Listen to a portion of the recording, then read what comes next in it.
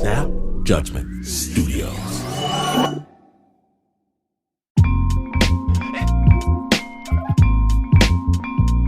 Okay, you feel me, Snappers. With the podcasting, you can press a button, and there it is. A great story told in sound. And when the story hits, it's magic, right? But what if you could get a glimpse behind the scenes and see what it really takes to make magic happen? Rob Rosenthal can help. Rob has a show called Sound School Podcast. He's produced a show for PRX and Transom.org for over a decade, hundreds of episodes. You may know it as How Sound. Yes, there has been a name change. And in every episode of the Sound School Podcast, Rob dives into the nitty-gritty. He interviews radio and podcast producers and reporters about the craft of audio storytelling. People like Roman Mars from 99% Invisible, Elise Spiegel from Invisibilia, Al Letson from Reveal, and Ruby Schwartz from Snap Judgment. On this week's Snap, The Wedding Guest, it's in your podcast feed right now. Ruby tells the story of Ayak, a child soldier in Sudan, captured as a young boy, abused by paramilitary forces until he finally, at great peril, makes his escape.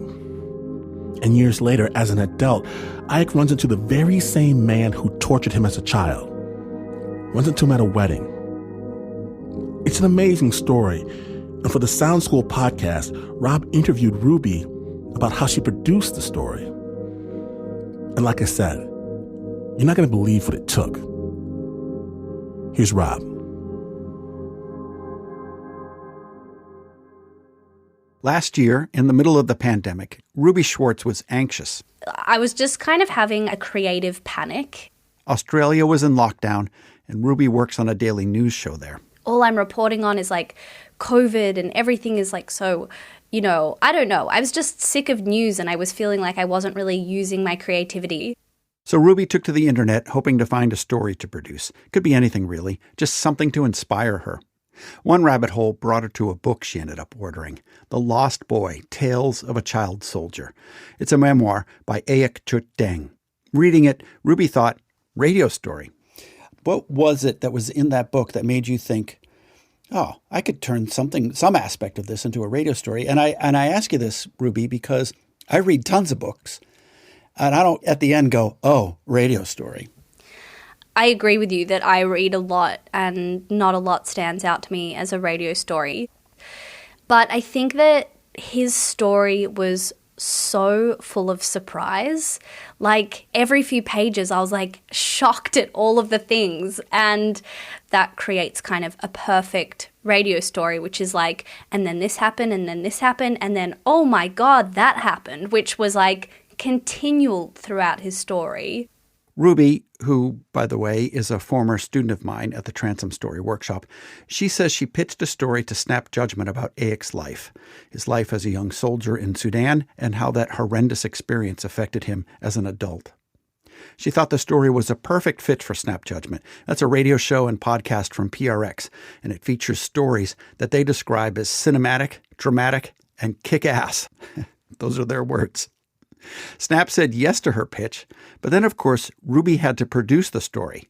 How? Ayak's memoir runs 320 pages. Snap Judgment is only an hour. So how do you squeeze a lengthy memoir into something the size of a short radio documentary?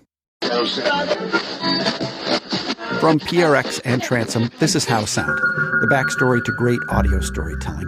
I'm Rob Rosenthal. I should let you know that in this episode of How Sound, there's frank discussion of torture.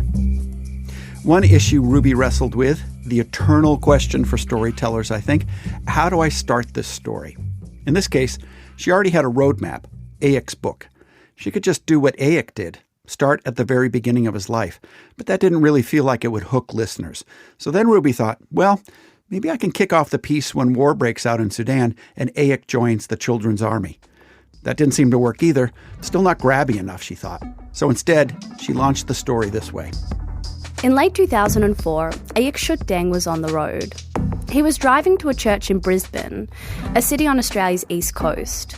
He'd been invited by a friend to the wedding of a South Sudanese couple.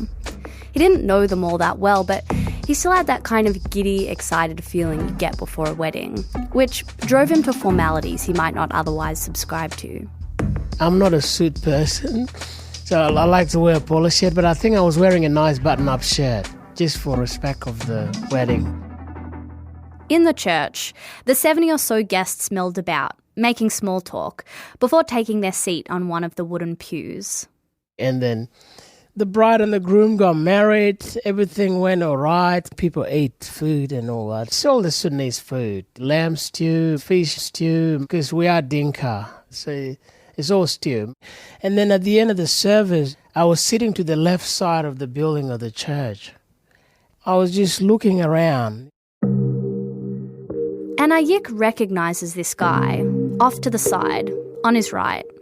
So he was just a few seats in front of me. He was talking to someone. I said, this guy can't be here. No way. That's not him. I look again. I just said, it can't be right. I thought maybe there's something wrong with me in church. I just couldn't believe that this guy is gone years ago. That can't be him. He's not here. He's in Africa. He's dead. And I look again, just to double check, to make sure that it's him. And it was him. Honestly, just the eye was the thing I'll never forget. The look, his face never changed. After I realized it was him, my brain was it's just like a bomb just about to explode. I felt so angry.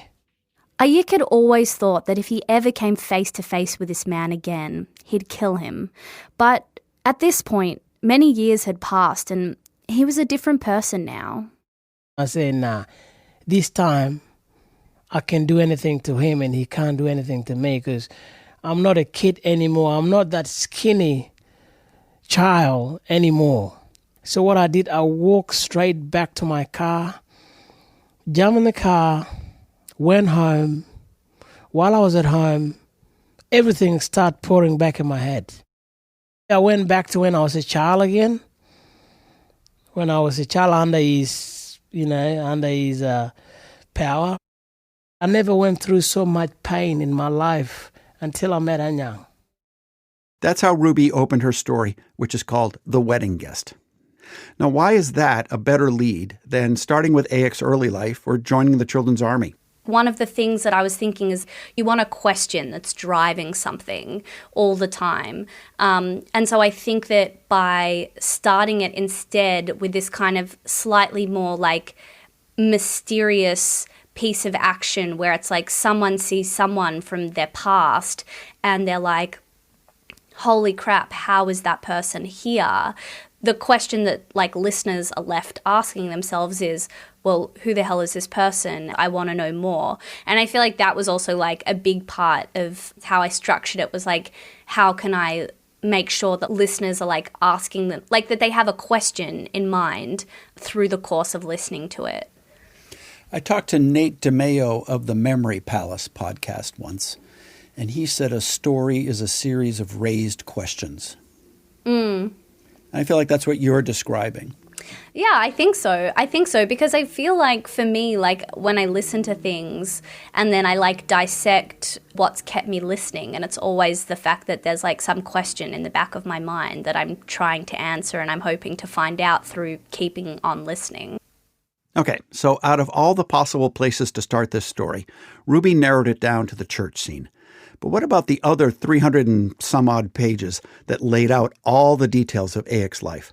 How he joined the army, how he escaped only to be captured and tortured, how he escaped again and again only to be tortured again and again by the man he eventually saw in the church. Yes, sorry, had to give that point away. Anyway, there's also Ayik's immigration to Australia, the PTSD he suffered, his drug use and prison, and of course, what he did after he saw the man in the church. I mean, how do you pick and choose what to include in a story this complex and whittle it down to a manageable narrative for an hour-long show? You need more than a carving knife. You need a chainsaw to get it under control, which proved to be a challenge. And the challenge may have started with her first interview with Ayik. Ruby says it ran about 2.5 hours. People are often bad at identifying for themselves what the most interesting parts of their life or story is. And so when they're telling you the story, they'll go on like all these tangents and they, really expand on certain things that you were like, oh, what? Like, I wasn't expecting to include this, but maybe because they're talking about it so much, this is like important and I definitely have to include it. So I think it's basically, like losing yourself in the person's story and also kind of like beginning to like question, your own choices about what you've decided to include and not include. After that first interview, Ruby took a stab at writing a rough draft of the story. Which was extraordinarily long, like it was much too long.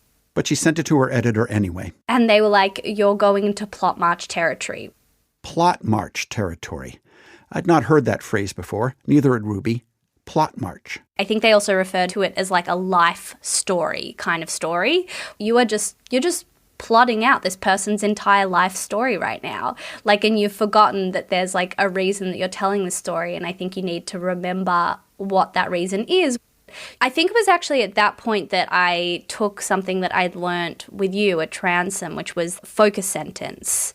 It makes my radio heart go pitter-patter that you wrote a focus sentence. It's such a useful thing to do. I don't know how everyone doesn't do it. Longtime listeners of How Sound know I have a thing for focus sentences. It's a great tool for wrangling a story. This is a focus sentence. Someone does something because, but. A focus sentence can help determine the central character, the central action and motivation. It can also help shine a light on the conflict in the story. Someone does something because, but. Yeah, so I wrote, Ayik moved to Australia from Sudan because he was a child soldier there and he wanted to escape the war, and in particular the man who tortured him at the children's army camp. But when he finally arrived in Australia, it turned out that his torturer had moved there too, to the same state, same town. And then I wrote as well that there was this additional layer to that, which was but then he finds that his childhood tormentor is actually the only person who really understands him. With that focus sentence, Ruby had her chainsaw. She cut away at the memoir and kept only the parts of the story that supported the focus sentence. Outside of that, I was just dismissing like tens of pages at a time, just being like, nah. In essence, Ruby ended up cutting Ayik's story down to a 3-act play. Not exactly, but close. And I should say this is my observation, not hers. After the prologue, if you want to call it that, where Ayik sees the man in church, Act 1 focuses on Ayik joining the army.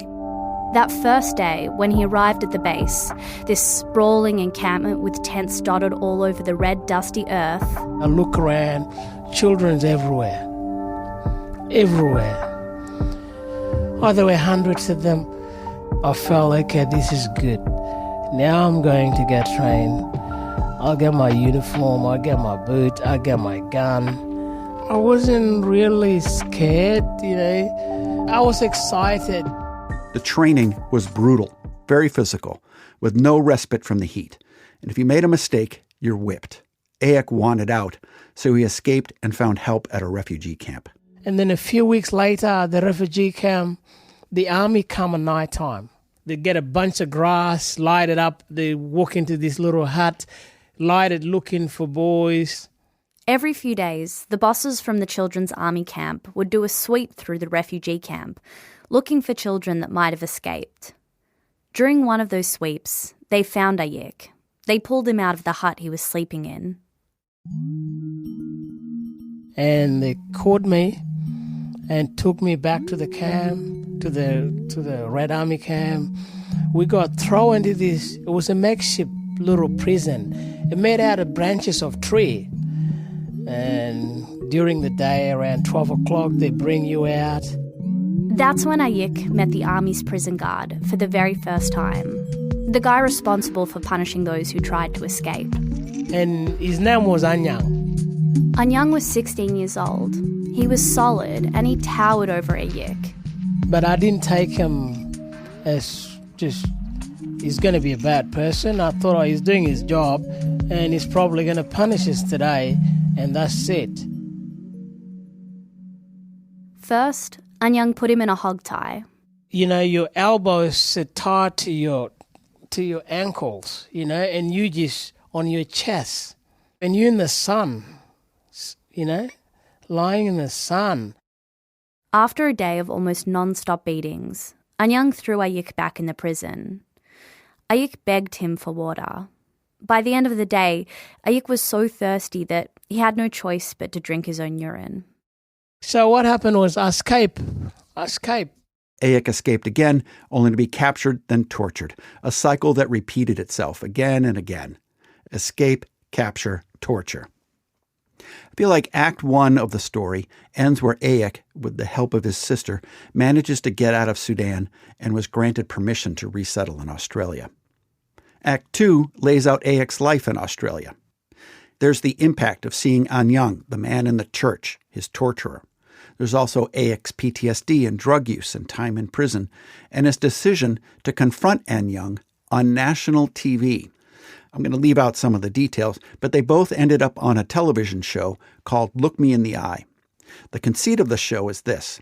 Two estranged people sit across from each other for 5 minutes and don't say a word. They just sit. At the end of the 5 minutes, they decide whether they want to have a conversation. And then I look up and there he was, Anyang, sitting right in front of me, looking at me. The first moment when I was looking at him, what I saw was the Anyang in the rebel, the Anyang, the prison guard, the boss. What came back to my mind was just what I saw when I was in Ethiopia, in the training camp. Just a blank face, just looking at me, just about to deliver his orders. It still looked the same as when I was in that dust on the ground, looking up at him. That's all I saw in his eye. I didn't see any sympathy.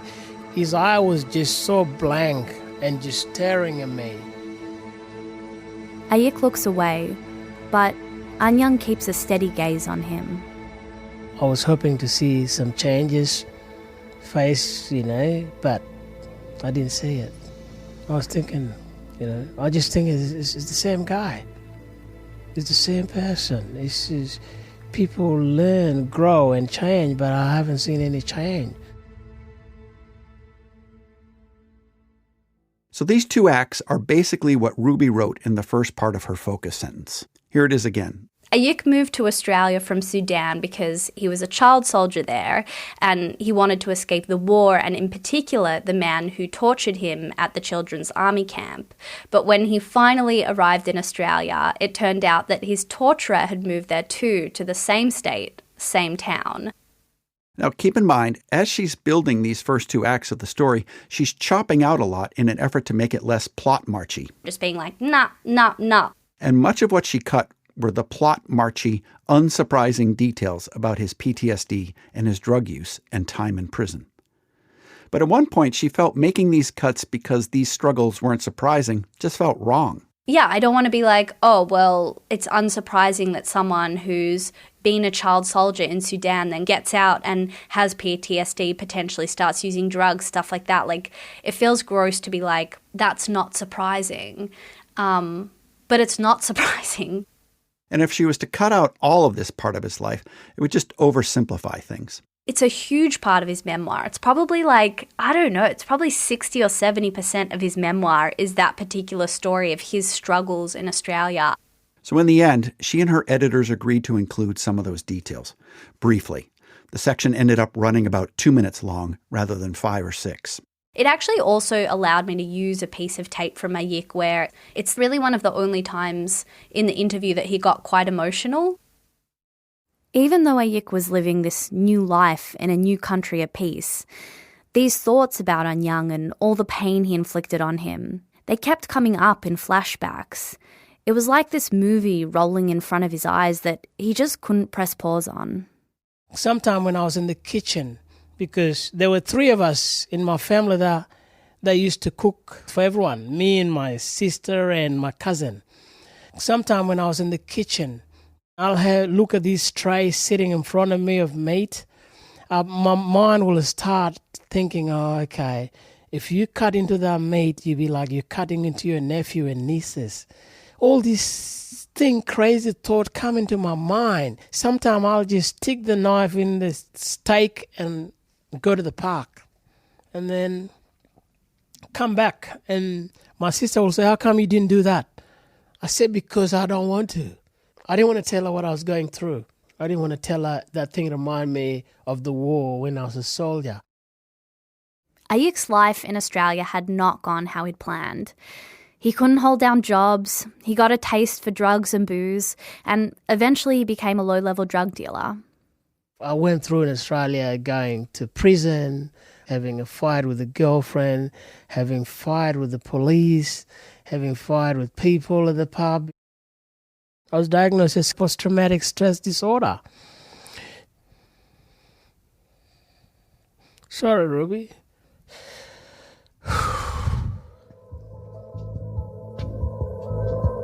So then there's Act 3.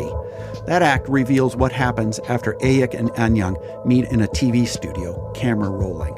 That's the little addendum Ruby added to her focus sentence. But then he finds that his childhood tormentor is actually the only person who really understands him. Now, I'm not going to play any clips from Act 3. You'll have to listen to find out what happened with the two of them on the television show and afterwards. But I found myself saying, wait, they did what? I really think you'd be doing yourself a favor if you went and listened to the whole piece on Snap Judgment. However, before I wrap things up with Ruby and send you on your way to listen to that piece, there is one more point to make about synthesizing a memoir, or any story, really. You have a lot of power, right? Here you are, you're taking this man's life story and you're sculpting it to suit, your needs for a radio story. And so I'm wondering, how do you feel about that power? How do you not use it for evil? Yeah, I mean, I really asked myself that a lot through the course of putting this story together.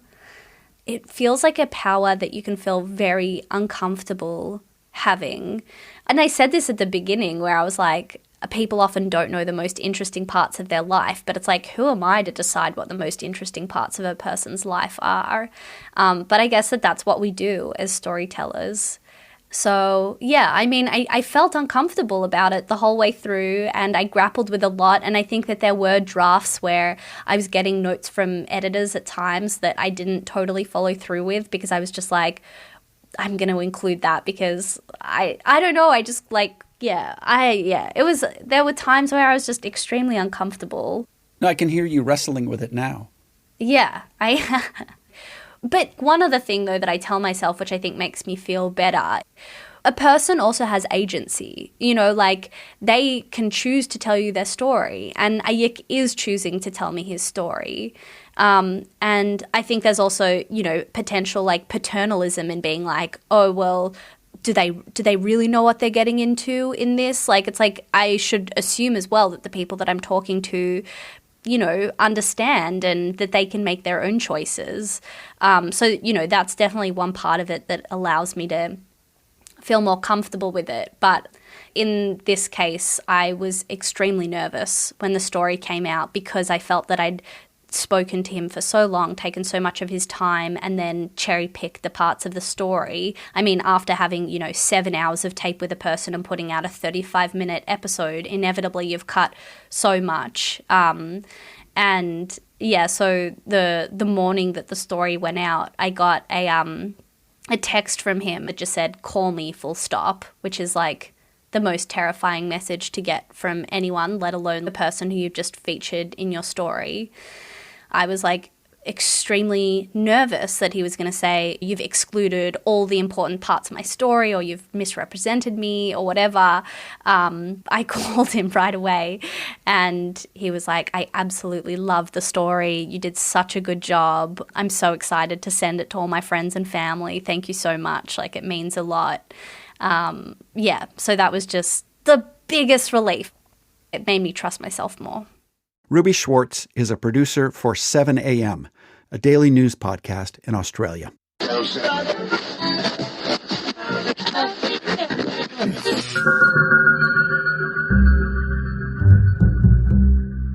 Thank you, Rob. Thank you, Ruby. Thank you both so much for pulling back the curtain.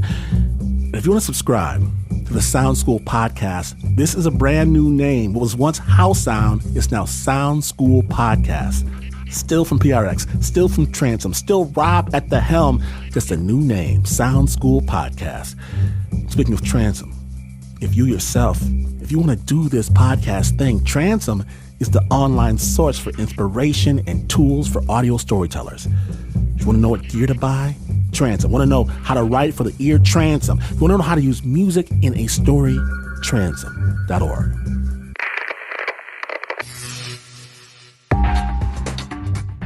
And this is not the news. No way is this the news. In fact, you could pull back the curtain on The Wizard of Oz only to discover that he and the Good Witch are quite a bit closer than you thought. And you would still not be as far away from the news as this is. But this is PRX.